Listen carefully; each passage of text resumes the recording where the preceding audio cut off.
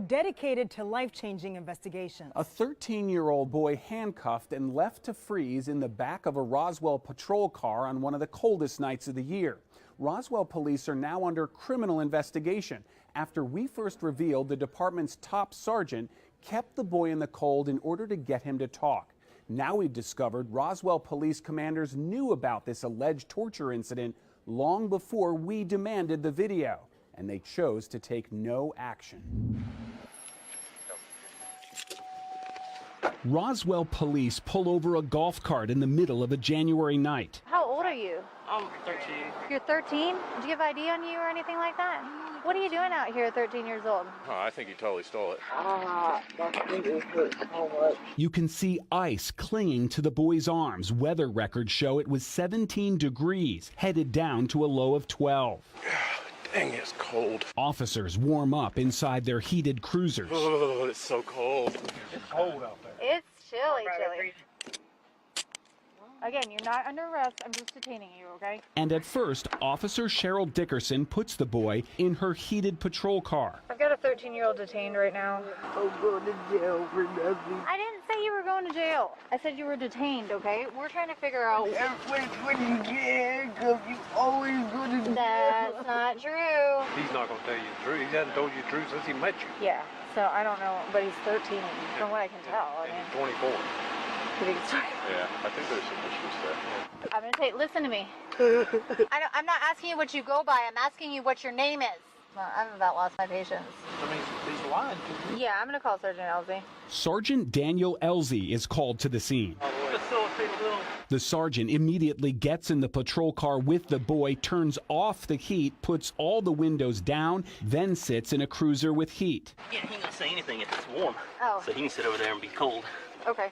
That's why I rolled your windows down. Let him get a little chill. Officers laugh in their warm patrol car while the 13-year-old boy is left to freeze. Getting cold yet, Ann? You can take it. Cool. So can I, because I've got heat in this car. He's freezing him out. Yeah, I can see your breath. It's pretty cold back there. Keep telling me. Is it cold in the car, you're asking?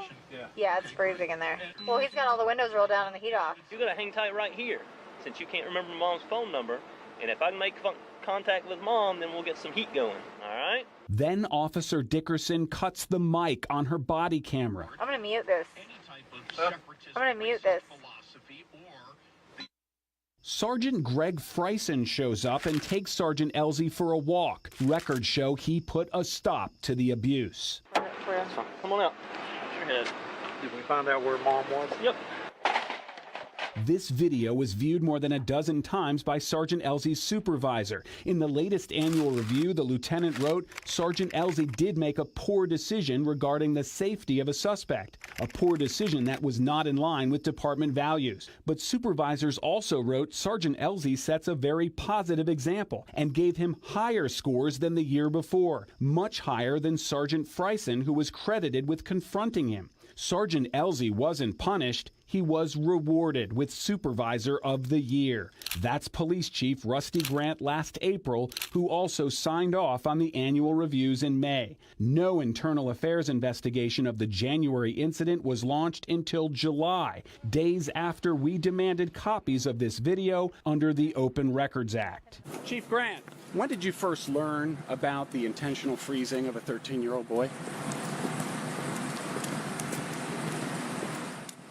I've told you that the investigations, that instance being investigated, and I'll get back with you when the investigation is complete. With respect, sir, there was no investigation for 7 months until we asked for the video. Is that correct? I'm not. There was an investigation, but beyond that, I'm not going to comment on that. The Supervisor of the Year is now on paid administrative leave, but his picture remains on the wall of police headquarters right under the chief's. Can't you be honest with the people of Roswell and say when you learned? Was it before you handed Sergeant Elsie? I'm not being dishonest or trying to avoid your questions.